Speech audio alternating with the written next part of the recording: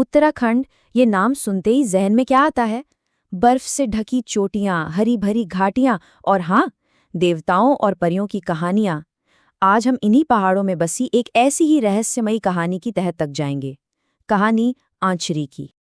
अब ये सिर्फ सुनी सुनाई बातें नहीं हैं। हम जो भी बात करेंगे वो international journal of research in English में छपे एक स्टडी पर आधारित है।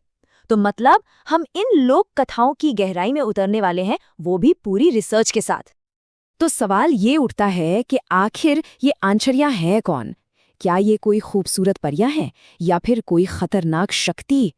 यही वो सवाल है जो इन कहानियों को इतना दिलचस्प और थोड़ा डरावना भी बनाता है। तो देखिए, आंचरियों को कई नामों से जाना जाता है, जैसे अप्सरा या वन देवी।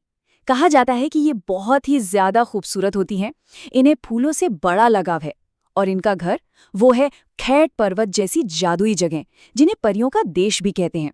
और पता है सबसे दिलचस्प बात क्या है? ये कहानियां अनजाने में ही इन जगहों को इंसानी दखल से बचाकर रखती हैं। इनका असर इतना गहरा है कि गढ़वाली कल्चर में आज भी किसी खूबसूरत महिला की तारीफ करनी हो तो कह देते हैं, एकदम आंचरी जैसी लग रही हो।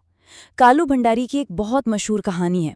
उसमें जब वो एक महिला को पानी भरते देखते हैं तो उसकी खूबसूरती देखकर बस यही कह पाते हैं कि ये तो कोई आंचरी है। अच्छा, तो अब ये सवाल आता है कि ये आंचरियां आईं कहाँ से? इनकी शुरुआत कैसे हुई? देखिए, इस पर कोई एक पक्की कहानी नहीं है, बल्कि कई अलग अलग बड़ी दिलचस्प कहानियां हैं जो पीढ़ियों से सुनाई जा रही हैं। एक कहानी तो ये कहती है कि आंचरियां असल में उन जवान अविवाहित लड़कियों की आत्माएं हैं जिनकी किसी वजह से दुखद मौत हो गई और उनकी दुनियावी ख्वाहिशें अधूरी रह गई। फिर एक और कहानी है जो इन्हें सीधे भगवान कृष्ण से जोड़ती है। कहते हैं कि ये वो गोपियां थीं जो कृष्ण के प्रेम में उनके पीछे पीछे इस इलाके तक चली आईं और यहीं बस गईं, और फिर मृत्यु के बाद वो आंचरियों में बदल गईं। और एक तीसरी बहुत ही मशहूर लोकल कहानी है। ये कहानी है राजा आशारौत की 9 बेटियों की। कहा जाता है कि ये 9 बहनें एक जादुई जंगल खैट खाल में गई और फिर कभी लौटकर नहीं आईं।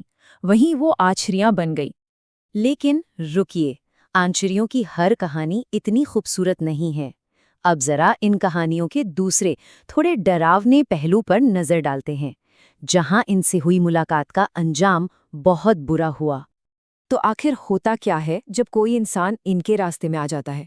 चलिए इसका जवाब कुछ कहानियों में ही ढूंढते हैं। ये कहानियां हमें बहुत कुछ सिखाती हैं। यहाँ 2 लोगों की कहानी बहुत कुछ कहती है, जीतू बगड़वाल और सूरज नाग।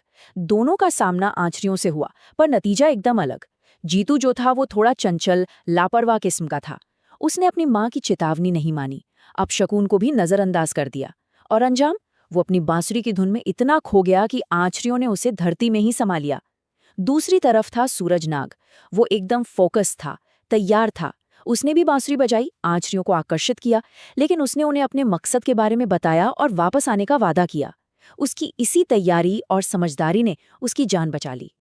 और इसी पर एक कहावत बन गई, अगर जीतू इतना चंचल ना होता तो उसका ऐसा अंत ना होता। मतलब साफ है, बड़ों की सलाह और चेतावनियों को नजरअंदाज करना कितना भारी पड़ सकता है। तो क्या आंचरियां हमेशा खतरनाक ही होती हैं? नहीं, बिल्कुल नहीं। इनका एक दूसरा पहलू भी है, दया और उदारता का। चलिए अब कुछ ऐसी कहानियां सुनते हैं। एक कहानी है एक भूखे ब्राह्मण की। वो बेचारा भूख से कुछ बड़बड़ा रहा था और पास से गुजर रही 7 परियों ने सुन लिया। उन्हें लगा कि ये तो हमें ही खाने का प्लान बना रहा है। तो डर के मारे उन्होंने उसे एक जादुई थाली दे दी जिससे मनचाहा खाना मिल सकता था। लेकिन एक चालाक बुढ़िया ने वो थाली चुरा ली। ब्राह्मण फिर भूखा। परियां उसे दोबारा मिली तो उन्होंने एक जादुई बिस्तर दे दिया। कमाल देखिए, वो भी चोरी हो गया। अब तीसरी बार जब वो मिले तो परियों ने उसे एक उड़ने वाला रथ और एक जादुई छड़ी दी। इस बार ब्राह्मण ने उस छड़ी से चोर की अच्छी खासी पिटाई की और अपनी सारी चीजें वापस ले ली। तो ये कहानी दिखाती है कि आंचरियां दिल की कितनी अच्छी भी हो सकती हैं। तो सवाल ये है कि इन पुरानी कहानियों का आज के जमाने में क्या मतलब है? क्या ये सिर्फ किस्से कहानियां हैं? नहीं, इनका आज भी बहुत गहरा मतलब है। चलिए समझते हैं कैसे। देखिए, मोटे तौर पर इन कहानियों के 3 बड़े फायदे हैं। पहला तो ये कि ये हमारी सांस्कृतिक विरासत को बचाए रखती हैं। दूसरा, ये एक तरह की चेतावनी है कि पहाड़ों के खतरनाक इलाकों में संभल कर रहना चाहिए। और तीसरा, जो सबसे जरूरी है, ये कहानियां पर्यावरण को बचाती हैं। उन जगहों को पवित्र बताकर ये वहां इंसानी दखल को कम करती हैं। इस चीज के लिए एक फैंसी शब्द भी है, इको क्रिटिसिज्म। इसका सीधा सा मतलब है कि जब हम कहानियों और मिथकों का इस्तेमाल किसी जगह को पवित्र बताकर उसे बचाने के लिए करते हैं, तो आंचरी की ये कहानियां असल में पर्यावरण को बचाने का एक बहुत ही पावरफुल कल्चरल तरीका है। अल्बर्ट आइंस्टीन ने एक बहुत कमाल की बात कही थी जो इस स्टडी में भी लिखी है।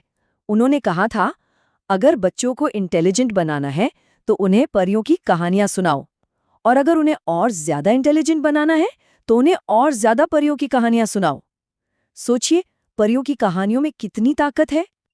तो आखिर में बस एक सवाल रह जाता है, हमारी ये कहानियां, ये मिथक प्रकृति के साथ हमारे रिश्ते के बारे में क्या बताते हैं?